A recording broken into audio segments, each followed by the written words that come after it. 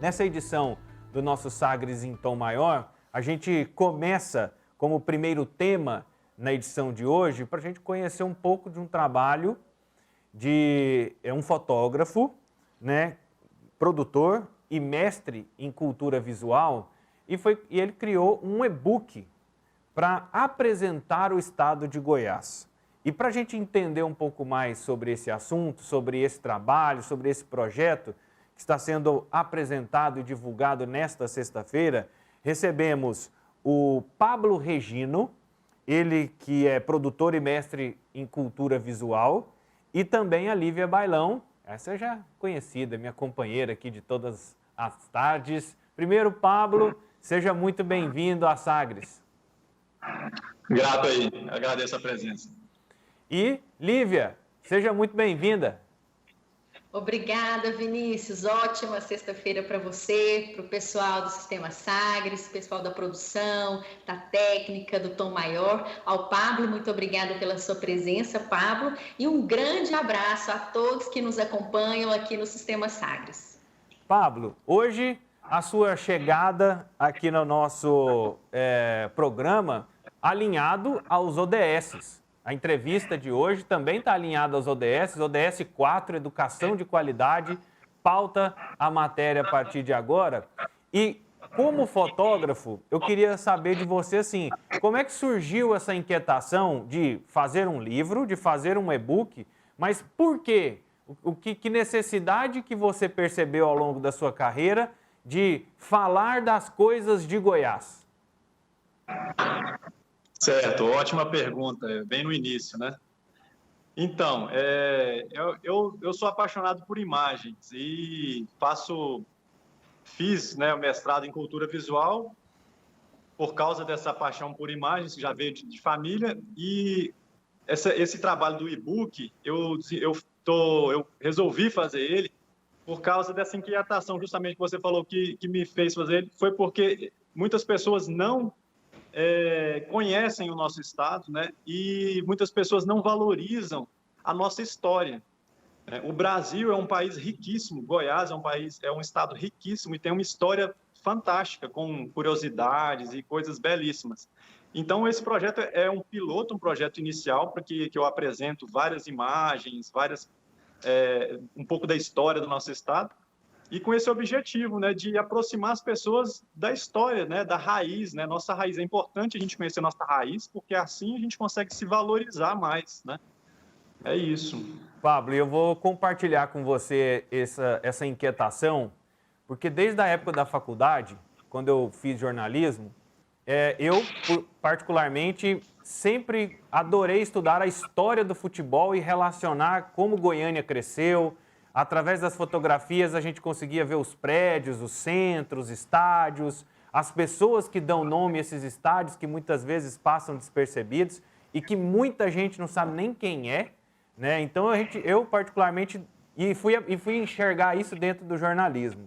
Porque na época do colégio, para mim, a história de Goiás se resumia aos bandeirantes que vinham aqui, pegaram um vidro de álcool, jogaram numa tigela, riscaram fogo e disseram para os índios, se vocês não me trouxerem o ouro, eu vou queimar toda a água.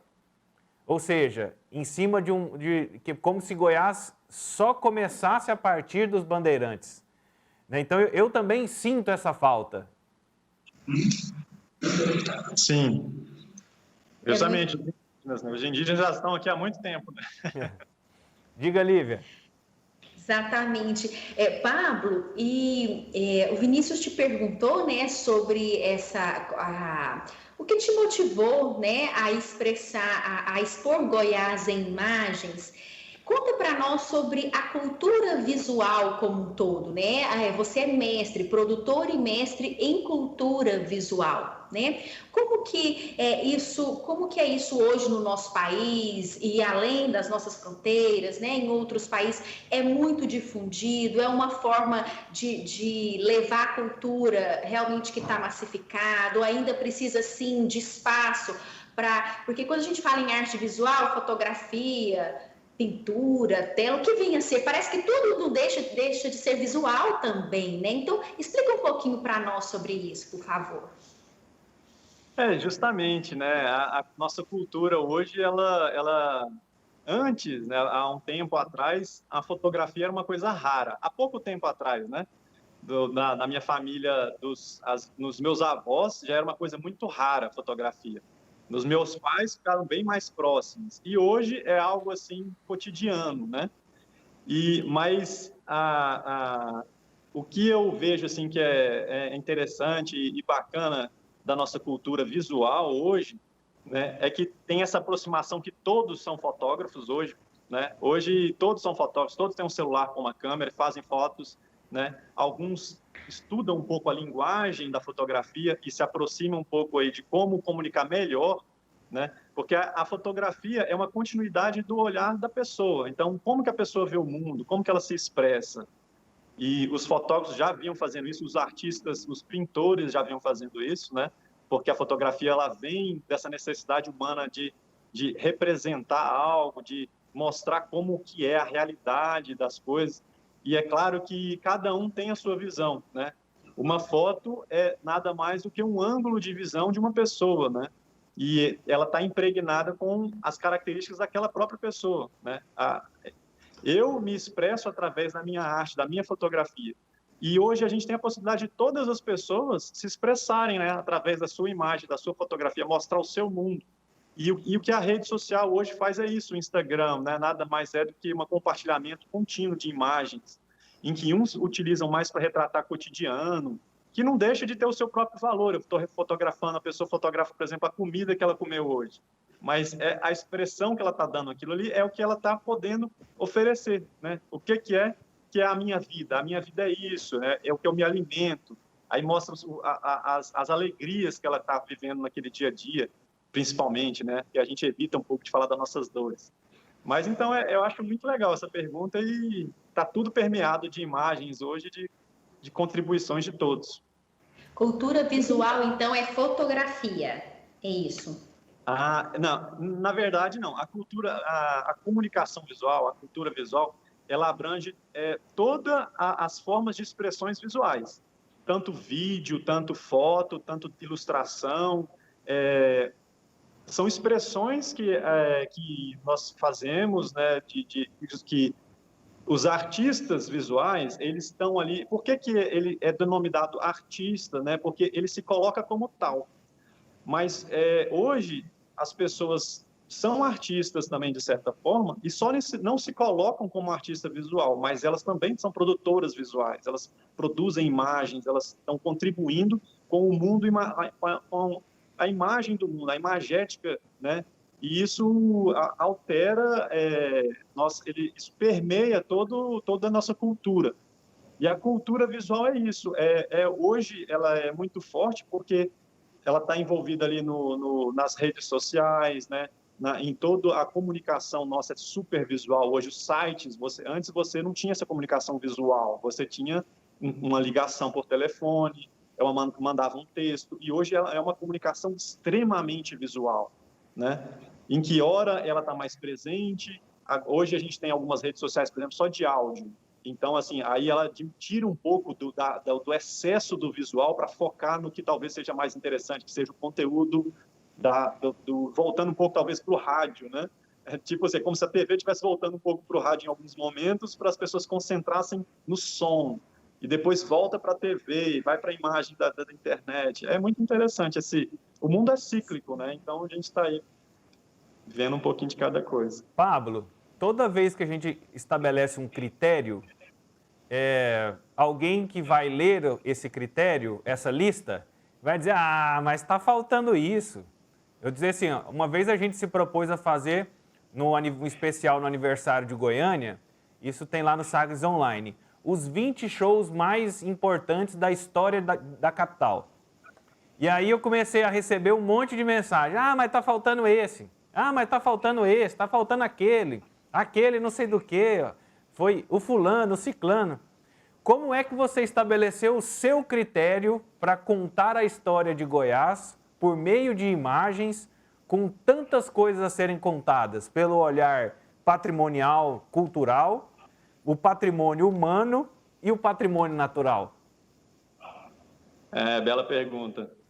Então, eu fui por um princípio de que é um projeto piloto. Então, me coloquei na situação de que eu estaria fazendo um projeto experimental inicial, digamos assim, porque o e-book tem 48 imagens, fotografias. Ele tem 58 páginas. São gratuitas, né? Pode ser acessado pela internet.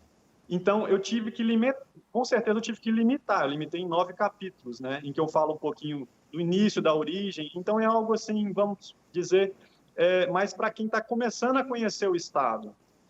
E realmente eu tive que me limitar muito. Como é que critério que eu usei? Eu usei mais as imagens que eu tinha um acesso e as imagens que eu tinha um pouco mais de conhecimento do universo delas ali. Então, minha origem, eu tenho muita imagem de natureza, de paisagem, então eu usei mais imagens de natureza e de paisagem, digamos, nesse projeto, né? E eu tive que recorrer, por exemplo, ao MIS, ao Museu de Imagem e Som de Goiás, que ele tem um vasto acervo. Então, eu peguei um pouco de imagem, eu solicitei, né, eles me concederam imagens para a gente utilizar nesse projeto, imagens históricas, que eu não poderia fazer, porque eu não estava nem vivo na época dos mineradores aí, de algumas imagens das lavadeiras. Então, eu coloquei alguns capítulos no livro, foram 9 capítulos. Desses capítulos, eu tentei preencher um pouco, né, essa história que, igual você falou, é vasta, tem um monte de coisa que eu queria colocar. Eu queria colocar a respeito da Santa Dica, que foi uma pessoa fantástica em Goiás, que tem uma história muito bonita e que pouquíssimas pessoas conhecem a respeito dela, né? Que hoje tem uma cidadezinha perto de Pirinópolis. Então, assim, tem muita coisa real, muito legal que eu poderia colocar. Eu quero saber se nesse livro tem uma foto do Piqui. Essa não pode faltar. E aí, tem uma foto do Piqui. Ufa, que alívio! Ô, Pablo, e o que você aprendeu que você não sabia fazendo esse e-book? O que você falou assim, nossa, eu não sabia dessa história? Ah, legal. Então, a respeito, assim, o que eu aprendi com a produção do e-book foram algumas coisas, né? Porque eu tive que lidar ali com a ilustração, que foi um ilustrador de Brasília muito bom, eu tive que lidar com o texto, né? Então, assim, lidar com essa parte de produção foi muito interessante, que eu não tinha feito um projeto desse tipo ainda. Eu já fiz vários projetos de fotografia e outras coisas, mas desse tipo ainda não. Então, aprendi várias coisas. Mas, assim, quanto à história e algumas coisas assim, por exemplo, eu aprendi uma coisa que eu fiquei achei muito legal. Na história de Goiás, por exemplo, da cidade de Goiás, Goiás Velho, que a gente chamava de Goiás Velho, agora é cidade de Goiás, lá no museu do Palácio Conde dos Arcos, tem um baú que transportava o ouro de Goiás para o Rio de Janeiro. E eu fiz algumas fotos desse baú e muito interessante que o brasão desse baú, na verdade, é um brasão da Inglaterra, não é um brasão de Portugal. Então, assim, eu descobri isso pesquisando que símbolo eram aqueles daquele baú, né? Então, eu não consegui achar uma resposta, eu imagino que talvez até algum historiador explique bem isso, mas eu ainda não achei essa resposta do por que esse selo do brasão real de armas do Reino Unido e não de Portugal. Mas tem o símbolo lá do unicórnio, que representa a Escócia, né? Tem o leão, que representa a Inglaterra. Eu achei muito bacana isso. Tem uma frase que fala em latim, que está escrito Deus é o meu direito. Então, tem essa simbologia também da igreja presente nessa parte dessa mineração. E eu achei muito bacana um pouco dessa história. E tem outras também, mas para resumir. Pablo, muito obrigado. Você tem mais alguma pergunta, Lívia? Tem um monte, né? Mas tudo bem, você já cortou por aqui. É porque eu já estou recebendo o comando, ó. Vamos seguir e tal. Porque se deixar aqui, a gente conversa horas e horas e horas. Eu mesmo vou especulando muito dessas histórias que ele... E assim, é muito engraçado, é muito bom, muito divertido, assim, você ir pesquisar na história e você descobre tantas coisas, assim, que se perdem no tempo mesmo, né? Então, igual essa do brasão, eu também nunca tinha ouvido falar desse tipo de elemento aqui dentro da nossa cultura, dentro da nossa história, que está registrado de alguma forma, está guardado dentro da nossa memória, dentro do museu. Então, Pablo, parabéns pela iniciativa. A gente espera que possa instruir muitas crianças, muitos jovens, muitos adultos e que a gente possa fortalecer cada vez mais esse sentimento de pertencer ao local que vive, à cultura que vive e que a gente possa ter orgulho, sim, da nossa história. Eu agradeço aí a poder estar participando do programa, agradeço as perguntas bem feitas, jornalistas afiados aí, e eu convido a quem quiser conhecer, o site é ilustre.goiás.link desse projeto, e esse projeto também foi pensando também nessa possibilidade dos pais que precisam ensinar os filhos, e hoje a gente está numa situação meio que um pouco de homeschooling, o pai e a mãe estão precisando dar mais essa atenção, então é um conteúdo que pode auxiliar as crianças, auxiliar os pais a ensinar um pouco mais a história.